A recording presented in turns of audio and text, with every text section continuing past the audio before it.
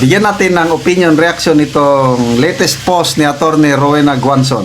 Sabi niya, what time is the press briefing in Malacanang? I will watch live while eating homemade shab-shab and drinking Coke. Nakakatawa talaga itong si Attorney Rowena Guanzon. Yeah, marami siyang video na nakahawak ng Coke. Ganun siya. Bakit? Excited na excited siyang manood sa press briefing sa Malacanang ngayon ni Auntie Claire. Bakit? Expected, inaabangan ng marami ano ang paliwanag o ano ang isasagot ng Malacanang tungkol sa nangyari kay late Mr. Paulo Tantoco. Kasi nung una, sabi ni Auntie Claire na fake news daw si BP Sara. Fake news. Punta natin mamaya na. Fake news daw si BP Sara. Yung sinabi ni BP Sara, yung police report. Fake news daw eh. O ano ngayon? Fake news ba yan na yung sinasabi sa police report na patunayan findings ng medical examiner? Okay, magbasa lang tayo sa mga comments.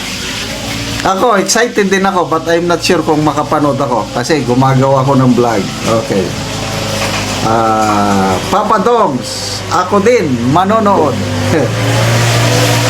Delbert Tan, may sore throat ang mga spokes ngayon. Next month na, hanap muna ng lunas.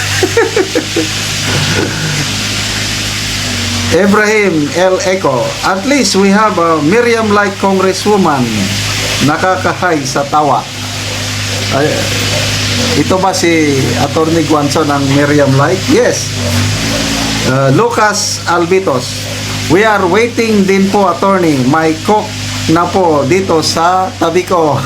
Sige, mahilig nang mag-inom ng Coke. But ako, gusto ko man uminom ng Coke, bawal na. Kasi binabantayan ko ang aking blood sugar. Masarap uminom ng Coke, lalo na yung mainit ang panahon. Nako, the best ang Coke. Precious moments with nature and all eyes are in Liza again. Kasi nung nangyari yan, March 8, ano? Tapos ibinalita ni Auntie Claire nga dumating na daw. Ano ba yon? March 10 ba o March 11? Dumating na daw si First Lady. Puros, ano yun? Post ng mga pictures. Kaya lang, may mga nakakalata na throwback pictures na daw. So, after that, yan, nakabalik. After so many weeks, nagpakita na, totoo na, nandito na si First Lady. So, halos, wala na yan yung issue na yan, nakalimutan na, kaya lang ito, biglang sumambulat yung report ng medical examiner na coke overdose. May mga nagtatanong yung timing ng paglabas ng report kasi I think 7 days from now pupunta si PBBM sa US. Ano ba yan? Sinadya ba yan? Yung timing sa ano, sino pa? Mark Anthony Lopez yung timing sa paglabas. Coincidence lang ba na nilabas? Malapit na ang pagpunta ng Pangulo sa US. May post si General De Leon na nabasa ko na baka mamaya hawak na tayo sa leeg ng US. Ganon yung pagkaintindi ko sa kanyang post. Sandali, magbasa lang ako sa mga comments ha. Jordan Sariliana, hinahinay lang po sa Coke, baka po ma-overdose.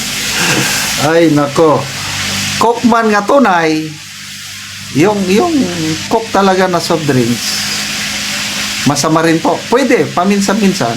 Yung kapatid ko, mahilig uminom ng Coke. Palaging magkasakit ng batok sa kidney. Ako, nung nasa serbisyo pa ako, major at ang ranggo ko noon, Mahilig ako mag-inom ng soft drinks, lalo na yung Sprite. Ang paborito ko, Sprite. Hindi na ako uminom ng tubig noon. Sprite na lang. Kasi ang tamis ang sarap. Ayun, tinubuan din ako ng bato. Okay.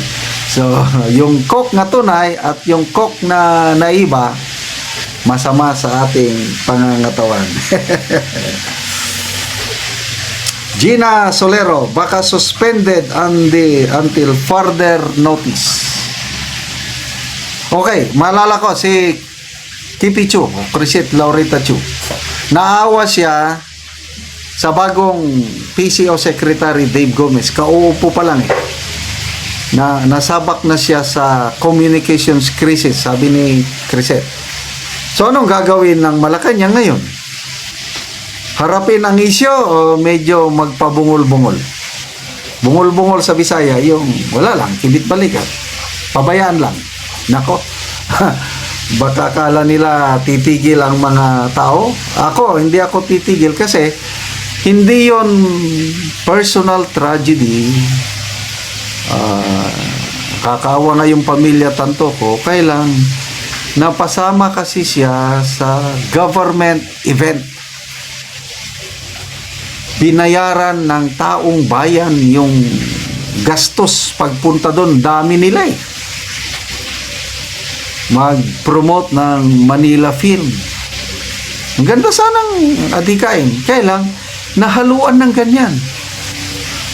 So, ano na lang ang isipin ng taong bayan na yung pera natin, gumagasto sila tapos magkakaganyan na ma-involve pa ang coke overdose. So, dapat ito harapin ng matapang. Kaya nga ang suggestion ni Crisette Laurita Chu, kung siya daw ang PCO Secretary, ang ihaharap niya sa taong bayan na magpaliwanag ay walang iba kundi ang First Lady Lisa. It does not mean na, sabi ni Crisette, it does not mean na guilty ang First Lady. Walang ibig sabihin. Kaya lang, dahil siya ang head of delegation at nangyari yon, di ba mas maganda, sabi ni Crisette, ang First Lady mismo ang haharap sa taong bayan. Mangyayari kaya yon? Palagay ko malayo. Kung pag-uusapan man ito si Auntie Claire. Kaya lang, baka naman si Auntie Claire, next question please. Hindi pa namin napag-usapan yan please. Okay. Anyway, malapit na siguro. Abangan natin. Attorney Rowan Aguanzon, huwag kayong magpalabis sa coke. Baka masama sa inyong kalusugan.